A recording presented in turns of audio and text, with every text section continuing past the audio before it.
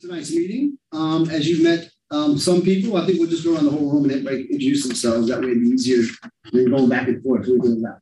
Okay. So, Deb Clemens, Superintendent. Carolyn Cox, Lacey Council. Gretchen Melissa, School Board Member. Tiffany Sever, School Board Member. Ed Kunkel, Lacey City Council. Akajinowska, Student Advisor. Robin Vasquez, Lacey City Council. Graham Sackerson, School Director. Jennifer Thomas, School Board Member. Scott Spence, City Manager. Malcolm Miller, Deputy Mayor. Dave Schneider, City Attorney's Office. Ruth Weigel, Community Member at Large. Yeah. Amazing person. Monty Saban, Assistant Superintendent of Operations. Kyle Cron, President of YMCA. Robert Lamada, Chief of Police. awesome. Thank you. So first, I want to welcome you guys to the school district. This is a unique, meeting we have twice a year. You talk to a lot of the school districts; they don't have these kind of meetings with their local authorities and municipalities. So it's a very good relationship we have with you guys. I'm a Lacey guy since day one, so I love being here. I love working with you guys. So I want to welcome you guys aboard. Did you want to say anything along? Okay, let's get right into it. We have Great Cuyo Park, Jen Burbridge. Do you mind if I sit here? Go ahead. So you can see the screen. Okay, cool. Thanks. And it sounds like Carmen's going to advance the slides, so I'll give her the sign over here. Well, thank you for the opportunity to talk about a really exciting long-term project of the city that will definitely be partnering with the school district in many ways moving forward. Happy to share about the Great Cuyo Park and Greenways. This project is long awaited. It's a long-term project, like I said, and it's going to help shape the northwest corner of Lacey. So you can see the city boundary there. And so when I say northwest, that's the most northwest corner. That's the project boundary. And here's a closer view if you want to click. So you can get your bearings, you can see Carpenter Road goes right through the middle of the park property. So there's property on the west and the east of Carpenter. The park property to the north actually touches Hawks Prairie Road just a little bit. And then you can see I-5 there to the south. A little history about the site. Between 2002 and 2011, the city acquired adjacent park properties, Great Cuyo Park, which are in the dark green, Pleasant Glade Park in that lighter green, and then even lighter, Palm Creek Headwaters to the south. And this makes up a total of 537 acres. Due to them being adjacent during the planning process, it was really important for us to take a balcony view of the properties and determine the best way to provide access to the properties for the public and also connectivity so that people could go and have, a really long trail that they could adventure on. So the park, this kind of shows you the real sensitive areas, which there are a lot of.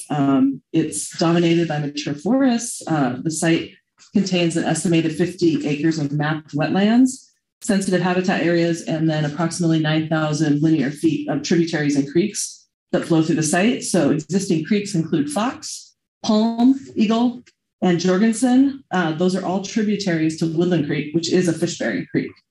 And so the site has a rich ecological system. And on this side, you can see the wetland buffers. So the Woodland Creek is with the green buffer coming right down through north to south. And then you can see the other tributaries there in blue. And the little white plants kind of show the wetlands, and all the buffer is that kind of orangish color around those.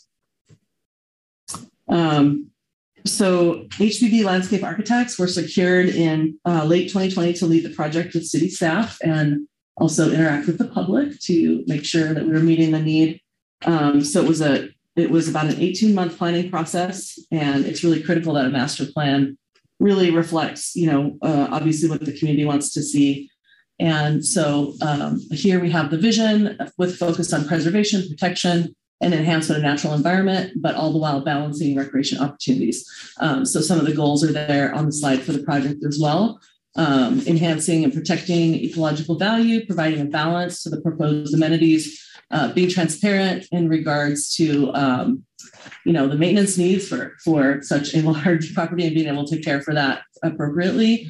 And then having some unique recreational activities, and we'll talk a little more about that as we go through, but also focus on sustainability. So we did community outreach in a virtual world because of COVID. But we did have 3 open house virtual meetings. We were super pleased with the amount of public that engaged. We had a total of 333 meeting participants, another 632 online survey responses, and we worked with 20 stakeholder organizations for the project. And what came out of that process was the programming priorities that you see up in the first box up there, and then the guiding principles, which you see. I won't read all the slides, but that kind of shows you what we got out of the community outreach.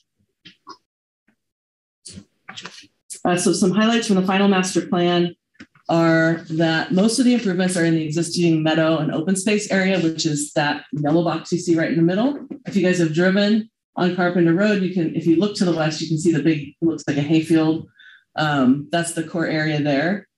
The wooded areas around are, more natural and protecting the habitat that we talked about, but a lot of walking and hiking opportunity. That kind of gives you an overview of the what we got out of the master plan. So now I'm going to go quickly through each section of the park and show you. It's a very large area, so we have a key in the upper left. So here you see it's numbered 1. What you're looking at is the core area. Once this is, now keep in mind, this is once fully developed. So that's probably like in 20 years, because when you see the rough order of magnitude, you'll understand why. So here are some highlights. We have primary trails and secondary trails labeled. There'll likely be even more trails than that, just because the area is so big. I just can't wait for you guys to go out there and explore. It's just beautiful. I've been out there with the RCO grants manager, hiking around, and also with the Puget Sound Disc Golf Association in the last week. Not good weather for that sort of thing, but still super beautiful. We have, obviously restroom facilities. There'll be a couple shelters. There's an adventure track. You'll see number 5 there, and I'll show you a picture of that in a little minute. We've got a playground, those pink circles there. We have space for demonstration gardens and food forest. A fitness loop. So we've been getting lots of requests for kind of the old school, like put the fitness stuff, like the pull-up bar along the trail. We want to do that. So we have that. We have an off-leash dog area. That's number 10. That's about a 6-acre space that you see represented. And then there is a maintenance facility planned in phases, which you see on the east side of Carpenter.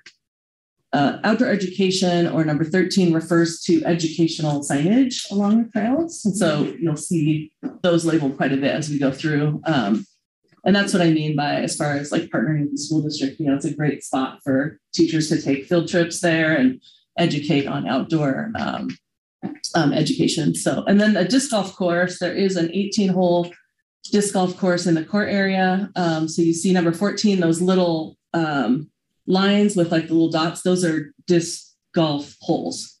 So that's what those little symbols represent. And then if you look at the key, we're moving a little bit to the north west there, and you'll see a small community event space, number 3, in the future that you could have a wedding. It could expand to an environmental learning center if the city could find the right partner to fund and operate such facility. And then you'll see another little educational loop trail. There's a nature play scheduled, number 5 there. More disc golf holes. And then something we're super excited about is number 9, a suspension bridge that is going to connect the Great Cuyot Park parcel to the Pleasant Lake parcel.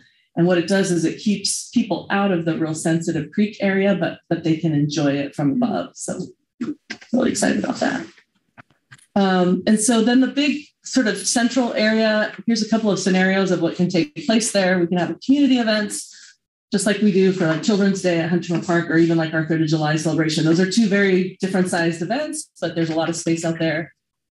Another option for the event space is, and actually you can do all 3 of these together, an amphitheater, not so much concrete as you see in the picture, but more the natural, using the natural landscape.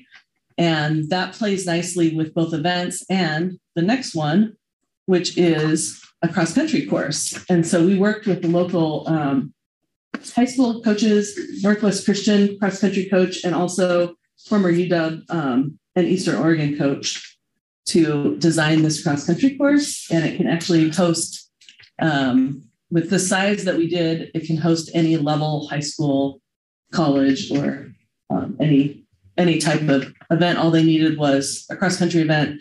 They wanted 2,500 meters around the outside, and then they can make any size course within these measurements. So that's kind of an exciting future phase. I just put a couple of letters that I got. We're applying for some grant funding, and so I got one from Steve Coker. I thought I'd put that one up and show it to you all since it's the school board. He talks about the importance of having local open space for our K through 12 students. So he's been a cross-country coach and also the Outdoor Adventure Club advisor. And so we've worked closely with him over the years with programming. And so it was great to get a letter of recommendation from him. The other one I want to show you is Hockey Farmers Collective.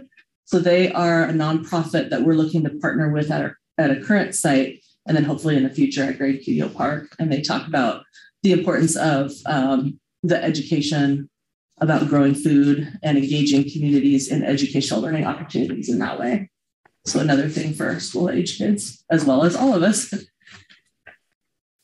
And then here we are moving over to Pleasant Bay Park. What you see here is another 18 holes of disc golf. This will make a gold level course, which is unique. And there isn't one within 100 miles of Lacey. And so this is something that we're working with the South Puget Sound Disc Golf Association, and they believe it will attract professional players from all over the world once we get to that gold level. And here you see another nature loop and another nature play and another park shelter. Here's some pictures of the things I was talking about. I wanted to show you the adventure track. It's super fun. Kids can bring their bikes. And there's oversized cones and tunnels and bridges that they can go over. There's pictures of kind of the trails and the gardens. And of course, you know what the playground looks like. There's the fitness loop I was talking about. There's the small event space, off-leash dog area, etc. Nature play. We do want to have an overpass. Carpenter, as you know, is a pretty busy road. Mm-hmm. So we have an overpass in one area and then a protected crosswalk in another area of the park. There's a picture of what the suspension bridge could look like. And then we do have, and I'll show you this on an upcoming slide, the mountain bike trail.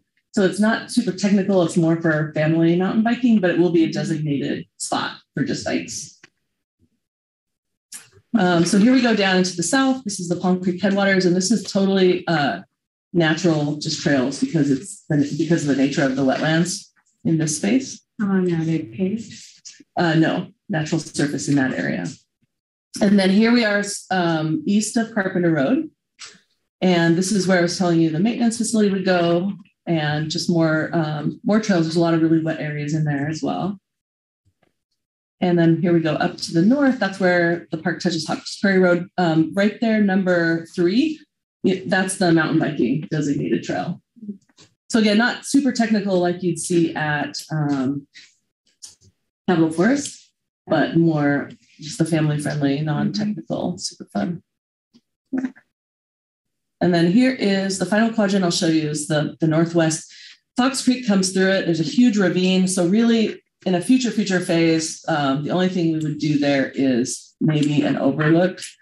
But it's a little sensitive because see the square, there's actually neighbors that live in that area, right? Wedged in between the park properties. And so what we would do is promote the parking down lower on the screen where you see, and then people would have to hike up to the overlook and no parking in the cul-de-sac there. So this is the rough order of magnitude I was kind of alluding to. So as you can see, phase 1 is, quite expensive. Fortunately, our council has committed to doing a phase 1A, which is a minimal improvements. And I'll show you the site plan on that, but we have a long ways to go with all of the different improvements, and really it can be sliced and diced a bunch of different ways. And so we, look forward to working with the community on what the next priority will be. So here's phase 1A, and it basically is a safe entrance off of Carpenter, where you see it's labeled road, 50 parking stalls. We're doing a large picnic shelter. There's a lawn area, part of the playground.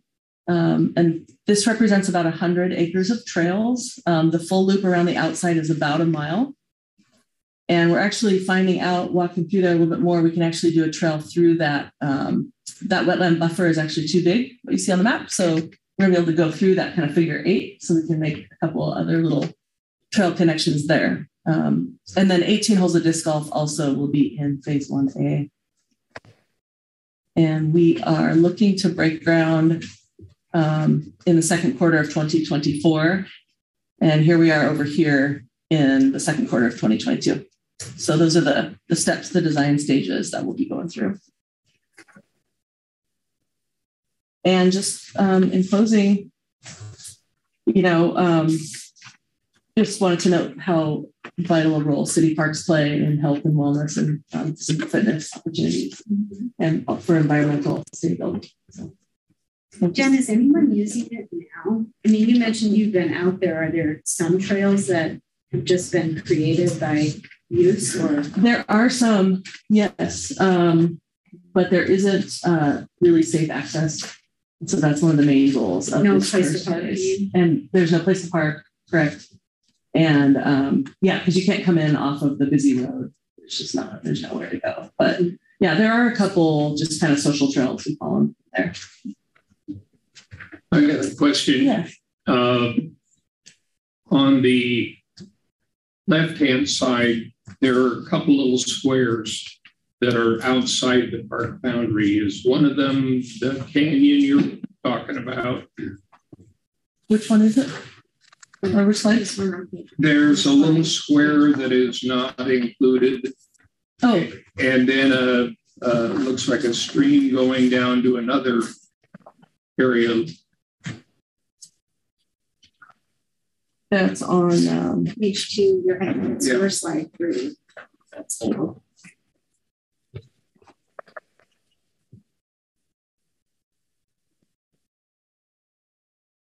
So there's a little square that appears to be outside the park boundaries.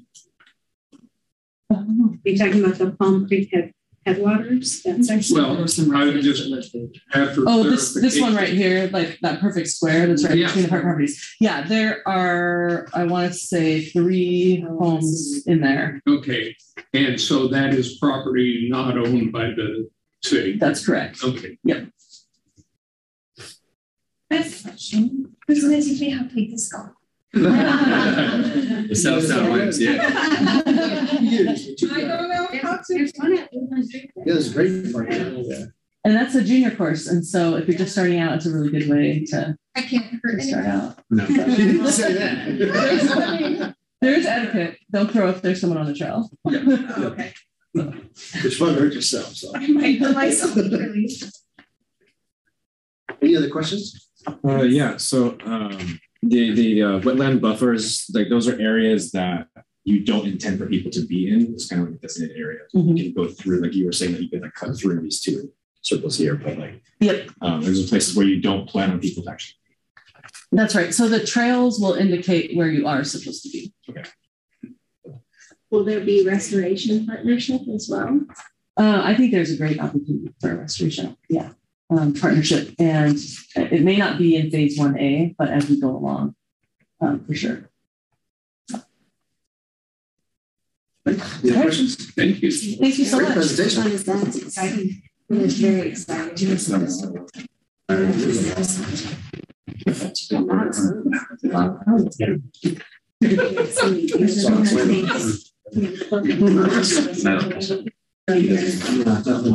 Next, we have future Lacey Police Station, Robert Ahmad. Good evening. Thanks for having me today. My name is Robert Ahmad. I'm your Chief of Police. And thank you to slideshow, please. We're going to talk about your new police station. That's how it's being conceived. So currently the police department was formed back in 1967. Year before I was born even, and had 6 officers. And later on, we moved into our current station back in 1985, and we had 15 officers. That's about slide, Carmen. Perfect. Thank you. And then we had about 15,000 square feet then. And we had a modification in the 2000s. But at that time, we had about 50 employees. We added about 3,000 square feet. We enhanced our evidence storage. We enhanced the locker room, and we configured some office space to accommodate increased administrative requirements of the department. Next slide, please. Then we come to today. You now currently have approximately 95 personnel in that exact same space of 18,250 square feet. That consists of 65 police officers, 6 community service officers, 12 professional staff, and at least 12 volunteers, and we keep growing. Yeah, it's an interesting space to say the least. Let's go to the next slide, please. There we go. It's undersized for our current programming. It lacks spaces for community engagement. It lacks any spaces for specialized use and specialized details. There's tremendous gender inequity in of our spaces, unfortunately. Our women's locker room is much smaller than the men's locker room. It doesn't have the same features that it should have, in my opinion. The share site compromises police operations. We're unable to bring victims or witnesses or even suspects into the facility without being seen by everybody. So there's no privacy in case you want to come in and give information on something, or if you've been a victim of a crime. We can't offer you any modicum of privacy, unfortunately. As well as it does not currently meet our ADA accessibility compliance requirements, and it lacks both public and secure police parking. Next slide, please. So what we'd like to do, and we're looking towards the future, is really to properly size the new police station to accommodate both our current needs as well as our anticipated growth. As you know, the city of Lacey is a growing city. It's one of the fastest growing cities here in Western Washington. We have lots of urban growth areas, and we have planned developments coming along for different apartments and different multifamily homes. So there's a lot of growth coming. And with that happening, we need to make sure that our next police station is inviting and for community gatherings as well as meeting spaces for the community. I really need to accommodate some of the modern programming of a modern police department, including domestic violence advocacy, emergency support and outreach, victim witness privacy, as I was speaking to, modern technology, employee wellness, a really modern traffic unit, an actual space for traffic unit, professional standards unit, personnel and training unit, school resource officer unit, community resource unit, forensics unit, technology unit, and goes on and on and on. So a lot of things I'm talking about are some programs we already have. So we have a domestic violence advocate, victim advocate. That person currently works at a desktop, puts their laptop on top of some places where officers book evidence. They don't have an office space. They don't even have a chair. Okay, unfortunately, because there's no office space. Our mobile outreach team is working out of our roll call room. Those are the individuals we brought on board from Olympic Health and Recovery Services. We didn't have office space for them, so we had to create office space out of the old courtroom furniture, take that up to the upstairs roll call room and squeeze them in there. So they can't be in their office when they're doing a roll call, and roll call can't be in their office. So that type of modern programming wasn't thought of back in 1985 when we moved into this space. So we really have outgrown the needs, and not to mention just the simple number of officers. We've already doubled out number of officers, frankly, when we moved in back in 85 and in the 2000s. So, and frankly, we're going to need to keep growing as the urban growth area comes on board. So in addition to that, we need modern training facilities. We have to really go to a lot of different places to do our training, frankly, and if there's additional costs and time when we do those things. We want to make sure that the facility has equal access and is inclusive and is welcoming. As I'm sure you've heard me talk about quite a bit, I'm heavy into diversity, equity, and inclusion. And in fact, it's not enough to be inclusive, it needs to be welcoming to make sure that we have a very diverse police department, which we do, and want to make sure we keep doing that and attracting good quality candidates to our department. Also, really needs to have appropriate public and secure parking. The department, folks who come to visit the department need to be able to gain access to it rather easily. We were just visiting a police department at some other locations where folks are walking over a block to get to the police station. And obviously, if you have any type of disability or mobility challenges, that's not acceptable. So that's what we're looking for in the new police station as well. Really needs to be built to an essential building standard. Our current facility would not survive. It's not built to seismic standards. So it's vulnerable to a seismic event or a severe weather event. So that's a concern. Also, the city lacks a modern emergency operations center to make sure continuity of government and government operations happens in the event of emergency. So that would also be included in the new police station. Next slide, please. So we did some analysis. There we go. This is the municipal campus. In green, that's the Timberline Library. Red is the current secure parking lot for a combination police vehicles and public works vehicles. Also, by accessing that parking lot, you get to the rear of the library and get access to the trash facility. So it's not really a secure parking lot. So it has a lot of people accessing that parking lot, so it's not exactly the ideal. Also, if you have emergency police operations, you got to navigate the trash truck, the utility truck, the other stuff to get out. Also, access, you have to either go down past the library to get out, or you have to come out and wait for traffic on College. So it's a bit of a dicey thing to get out of there quickly. In orange and yellow, that's the current City Hall. Yellow is parking for both the library and City Hall currently. And then you see the existing police station is that footprint at the right of the series of buildings. So what we were looking at doing is using the land in the blue square at the top, towards the Northfield symbol there, off of 3rd Street. And that would be the future of the Lacey Police Department. Next slide, please. So what we did is we did some early mock-ups on what that might look like. We did some needs assessments on what the new department would need size-wise, and for it to be a 40 to 50-year building, looking out as the city builds and the department builds to match the greater needs. So this is not exactly what it would look like. It gives you just some volumetrics of what we're looking at to accommodate all the programming needs I described. So in blue would be the volume size of the new police building. Red and blue lines indicate there's 2 different ways to ingress and egress out of that facility in the event of an emergency. You can't have just one, you gotta have 2, so you can get out in an emergency in case one is blocked. You see a Civic Plaza there, as I was talking about, that community engagement space that we want to make sure we have. And then you have adequate both public parking and secure parking and for expansion. Basically, what we're talking about is that front portion blue, that first L, would be the primary building. Then you have the dotted line would be a sally port that you would drive through for various reasons. And then the back part would be a training center. This is really our goal here. So next slide, please. Okay, here's our contour map of that same area. The gray buildings at the top are City Hall current. And then you have 3rd Street coming through, and then you see the contours of the land that goes across next to the I-5 corridor. Thank you to Makerspace for making this map for us. Appreciate that. So it kind of gives you an idea of the land that we're looking at that's currently there and what we'd be working with as far as where that blue spot that I was talking about would be. Next slide, please. So just really quickly on the timeline, some things that we've done in support of this project. So in March 2019, we completed the needs assessment and space needs study. We contracted with a firm, came in and said, hey, what does a modern police department need? What do we need based upon our size and our current operations and the operations that we're envisioning? Again, we don't have the ability to do technology, cyber investigations. We don't have the ability to do all these different types of modern investigations, forensics, those types of things that we really need to be able to do. And they estimated that we need about 40,000 square feet. Remember, we're at 18,000 square feet. Yeah. So we're about 3 orders of magnitude too small right now. So really about planning about having to make sure we have enough space for our current needs as well as those needs in the future. So we negotiated a land agreement, purchase agreement with the Abbey in March of 2022. And we currently have the ability to purchase that land. It's currently being surveyed and evaluated for all the things that people that build stuff need to do. They're currently doing those things. And I really appreciate the Abbey working with us for this facility. We're really good partners.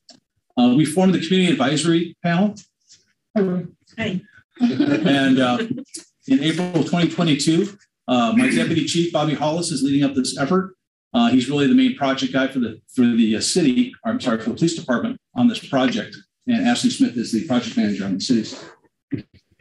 And the community advisory panel is really brought in to help advise to make sure that we are being truly transparent and that we're engaged in the community to make sure we're meeting the needs and accessibility that we're really shooting for. So currently, we've engaged K&B and Ross Shepard to conduct schematic design and conceptual drawings. We're in that phase now. We're visiting other police departments. We're seeing what we like, don't like, and things we want to incorporate in this building, things that we really don't want to do. That we've seen other places like, that's not a really attractive building. That's not welcoming to the public. That's really sterile. That's just off-putting. It's too far to go, that kind of thing. We want to ensure that we don't have that in our building. So we're doing that probably until fall of this year. And then they should have some conceptual drawings for us to show the public. And that'll be design development throughout this year and into next. We're going to go and do a public funds request in next year once we have an informed presentation to give to the community, we use some factual information out to the public so they can make an informed decision on whether or not they want to move forward with funding this facility. After that, hopefully with all success, construction will begin in 24-25 and should take about 18 months. And our hopeful move-in would be in late 2025. So that is a very broad and brief overlook of all the stuff we're working on for this project. It took the entire day today to just kind of look at a couple projects and kind of talk about what's going on there. And we've been through facilities in Oregon, we've been facilities up 3-4 different places in the state, as well as doing a lot of other online searches for this kind of work and talking to different architects and people that know stuff about police station. So, any questions? What would be the future use of the existing police station? Storage initially, because there's not a lot of uses for it because it doesn't meet so many of the criteria that's required for a modern office building. So odds are it'd be used for storage initially until its purpose has been defined and proper funding was identified. On slide 7, where it talks about the new police station that has a little, looks kind of like a Tetris block, the shape of the building in the future. It says secure parking with a lower level. Does that indicate that you'd want to do below ground parking? No, that's very expensive. I know. No. We're going to be very frugal and right sized on how we do things. Parking is expensive, but flatland parking is the most economical. And I think we have a lot of opportunities to do that on this site. But yeah, subterranean digging, underground parking is not worth it. Do you plan to use universal design as part of your work designing the building? You say universal design. Okay. Universal design is a well-recognized, long time recognized focus on accessibility, whether it's ramps, whether it's three-foot doors, no 2-6 doors. And anyway, there is a Northwest Universal Design Group, and it makes any structure much more functional. That the whole idea is for the structure to be functional. Like folks have all accessibility. Okay. So I can't guarantee it's going to be universal design, but it's definitely our architects are definitely using that criteria to make sure that it is fully accessible. Thank you. What sort of activities are you envisioning for the Civic Plaza? Well,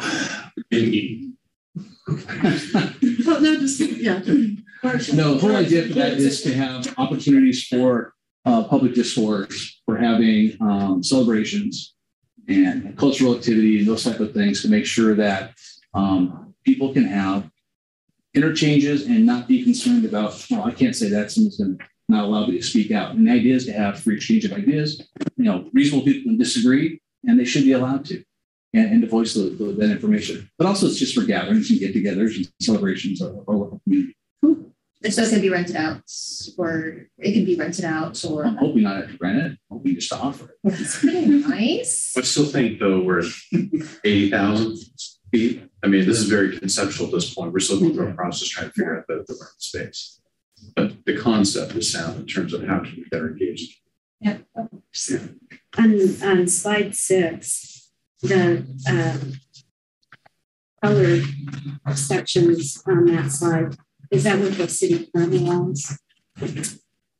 We actually own all the property. The blue one we have an agreement to purchase once we do conceptual drawings for exactly how much of that blue square we need to purchase.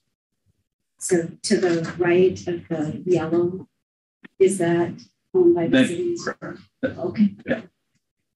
And what's not shown on that map is an access road that goes all the way to Abbey Way or 6th Avenue. So that's another concept to make sure they have the secondary access. That's right. Oh yeah. So you've really seriously demonstrated the absolute need for this project, this plan. Can you talk about just a little bit about how many calls the city of Lacey gets and maybe the officers go out on and so on? Yeah. So we're on pace for 40,000 radio calls, 40 incidents to respond to this year. Had a little lull during COVID. It is going back to pre-COVID levels very rapidly. The violence you see up to the north, we're seeing more property crime down here, but we're concerned that it could come down. There's a heavy level of activity. We're fortunate in that we've been able to keep attracting quality candidates to the city of Lacey for our police departments. However, most of them are in training. I have 6 officers in the academy now, which is great, but it's going to take them until the end of the year to be ready to be fully trained.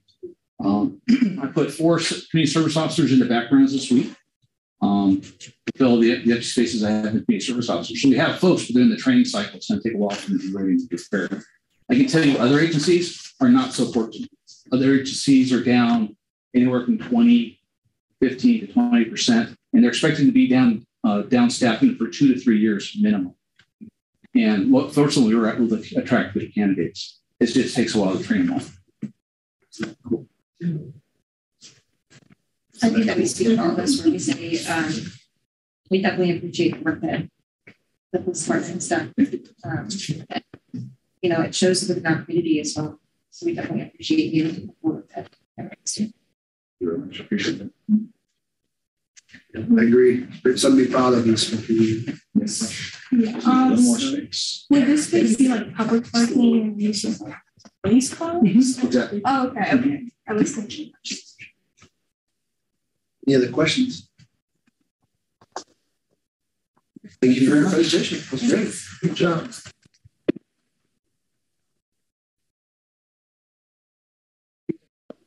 Family Center feasibility. Sure, I think I'll just stand here if that's okay. I don't know if maybe Jen wants to sit. But yeah, welcome. Good evening, everybody. So joining me in the presentation will be Jen and Kyle. And I also would like to recognize Ruth. She was already mentioned for serving on the good city committee, but she supports the community and the school district in many ways. And she serves on the board for the Y. She's been part of our conversations. So tonight we want to talk about this conversation that we've been having. We've been holding meetings around the feasibility of a young child and family center located in the city of Lacey and how that could benefit our community. Next. So I have so much appreciated the partnership that we have with the city and also with the Y. And we've had, again, ongoing conversations. So the school district owns a piece of property to the north of Nisqually Middle School, and those used to be ball fields. They were called the Bucknell Fields. So over time, we've had conversations about how we could use that property. We've had various ideas that have sprung up. But more recently, we talked about the possibility of having a center that would be located on that property that would meet the demands or try to help meet the demands for early learning, for preschool that exists in this community. That's really needed. And next. So in North Thurston Public Schools, we have a strategic plan, and there's 5 goals in that plan. And the first goal that we have is titled Success in Early Years. And so we know that it's really critical that kids have really quality early learning so they can be successful later on, especially it shows that by 3rd grade, they really need to be at standard. And so early learning plays a critical role in this. Some of the actions that our district has taken, and just recently, and not that many through the last few years, we've added new learning centers at 3 of our elementaries at Mountain View, Meadows, and Pleasant Glade. And then also at 7 Oaks, we have an early learning program. We've worked to expand ECAP slots, and we've also partnered with the parent preschool co-op. They're housed in the small building to the west of the Raj Monhouse Activity Center. And then also we provide a site for Head Start on the Nisqually property. So those are some of the things that we've taken as a district. But again, it takes a lot more to meet the demand. Nice job. My name is Kyle Crump. Welcome. Thanks for having me. Like I said, I'm the president of the Y, and Monty did a great job. The need is massive, really, and especially in the North Thurston district area. And we know how important early learning is in the development of a full, connected adult and the demand has outpaced the growth. And COVID-19 did not help matters, as you can imagine. And every early learning center in the community was at least 40% were closed over some time in 2020 and even into 2021. And the solution for this type of problem with the gap really calls for more creativity and more collaboration. And that's really what Monty was talking about the partnership coming together. And informed by the Lacey Parks Outreach Project, illustrated that there is high demand for indoor recreation and early learning. And really, it's not just one, it says that the YMCA is uniquely positioned to do this. It's really about the whole partnership coming together and really convening to see if there is space for that. Ruth has been leading the charge, talking to the district and then obviously to the city.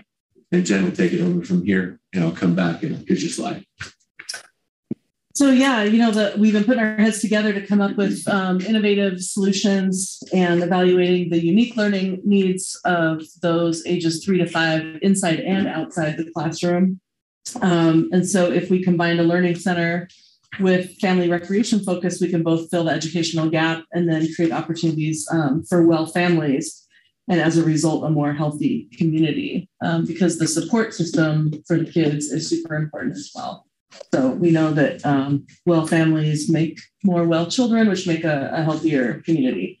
So we are realizing the importance of aquatic safety as well, starting at an early stage, and also the desire, as Kyle mentioned from our outreach, that families have for indoor play opportunities in Lacey.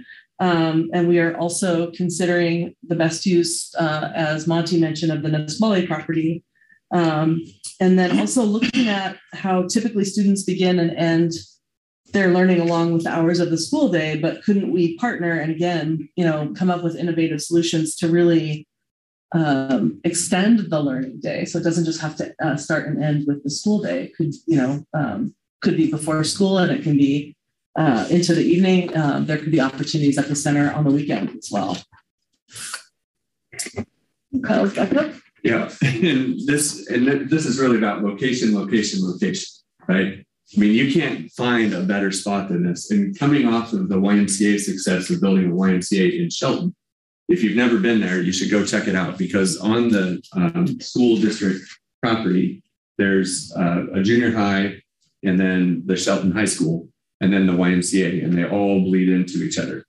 And really, the Shelton project was really about centering everything in that facility so that there's wraparound services. So within that facility, you have a medical provider, you have Pac Mountain Workforce Development, you have Big Brothers Big Sisters of Southwest Washington, plus the YMCA. So same thing here is, was there a site, was there a piece of property that could house all the types of things that young families need?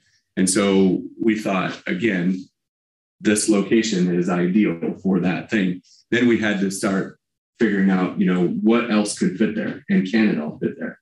And so we were looking at, again, up to 600 early learning slots. This would be the first partnership that I'm aware of, at least from YMCAs and cities in a school district coming together to create indoor places to play. Those of you that have been outside lately in our weather would realize that having indoor play space is critical, especially for young families. And so it would drive this crazy demand, we're pretty sure. So you see all the things that we're talking about there. And then the district hired a great, they have a great planner, but they also talked about, would it fit here? And I think, I don't know. Monty's doing this. So this slide shows how the building would sit on the site. So of course that red outline is the building. This is again kind of good sit. Good sit. But you can see how it lays out on the site with the parking that would be needed for this type of a facility. It would be a total of 70,000 square feet. 45,000 square feet would be for the early learning center. And again, roughly about 25,000 square feet for public use. There'd be, again, roughly 23 classrooms in this facility. And the total cost of site development, construction costs, furnishing it would come to about $63 million. So we wanted to just show a couple of photos as they would relate to this type of a project, and also a couple places that we went to visit. So when we talk about indoor play, pool features, this is what we're talking about, not so much the lap lanes like the school pools have, which obviously absolutely serve a purpose. Super fun for kids. Yeah, so this would be like the warmer temperatures and stuff like a lazy river and slide or play structure. So when we talk about pool, family pool features, this is what it looks like, if you don't mind. So then this is an indoor playground. This is the example of the dry playground that's indoors. This one's actually in the picture here, it's covered, but it's open air. And then there's a smaller playground that's totally indoors for the younger age kids.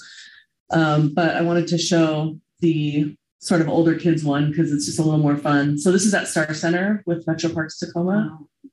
And you can see there's a lot of climbing features and really pushing kids to adventure and take a little bit of a risk, but in a safe way, because you have the netting around the higher climb stuff. Open air circulation seems like a benefit that we might not have thought as much about it before COVID. This is very true. This is very true.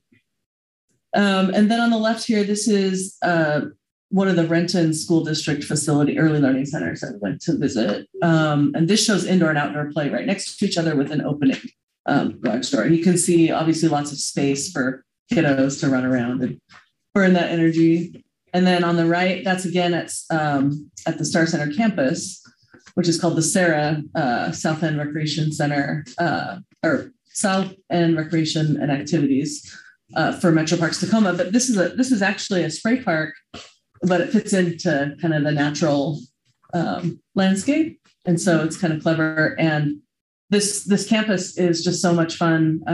People, come and do the playground, and then they come out, and especially on a hot day, it's just wall to wall kids and families at this spray park. So next steps, continuing to work, engage with the Economic Development Council. A funding bucket. So how do we pay for $63 million? How do we cover that cost? Well, we have to have a lot of different sources of dollars to come in to make this work. And, we need to kind of tie into the work that the city is doing on their comprehensive plan out there for parks, culture, and recreation. So those are the things that we're looking at going forward. So we kind of, try to get through this as quick as possible to be efficient with time. Next last slide. And Kyle was so nice to volunteer to answer any questions. Didn't you say that? Yeah, absolutely. So I'm just joking. What questions do you have? I always have a question. How will the partnership between the Y, the city, and the school district help specifically low-income or cost-burdened families to have access to these child care spots? Do you want to talk about that? Sure, great question. Well, we haven't decided all the roles of all the partners yet, so that would be determined. But just like whether it's the YMCA or the city, cost would not be a factor that somebody could not participate. We have like a graduated scale based on income, so that low-income or financial assistance. Yeah, we give away about $1 million of scholarship assistance a year. So that'll continue in any project that we do. And I'm sure that's the same for North Thurston. Yeah, on the school district side, for the instructional piece, we work with EPOP, Head Start, and other programs that provide families with financial need the opportunity to attend. Yeah, so everyone can play in this scenario. And the spray park is free. Yeah. And if there's room for nature play as well outside. I appreciate that question. I think another demographic to look at is our military families for sure as well. My kids are older and they probably would still play the park, but in a play park. But still, I remember having young kids and just moving all the time, and all we wanted was a place to go to, but everything was always full. Yeah, we could never get in.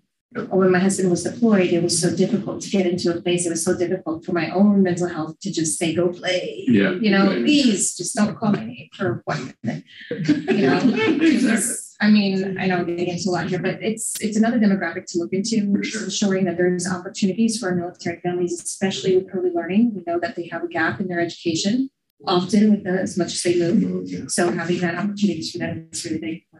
One of the sites we visited had community spaces. So for children having birthday parties and gatherings from the community. And when we talk about the square footage for this location, for this construction of this type of a facility, it would provide that opportunity as well. Are there quiet zones inside of here too for students who yeah, it would, I mean, based on the stuff that we looked at, there would be, there's rooms that people could get. And again, we're sort of at that 80,000 foot kind of design, figuring out what do we really need. We'd probably go out to the community for like community wishes of what goes into that 70,000 square feet. So absolutely looking at unique ways to program differently than what might be the traditional YMCA or the different or the traditional community center.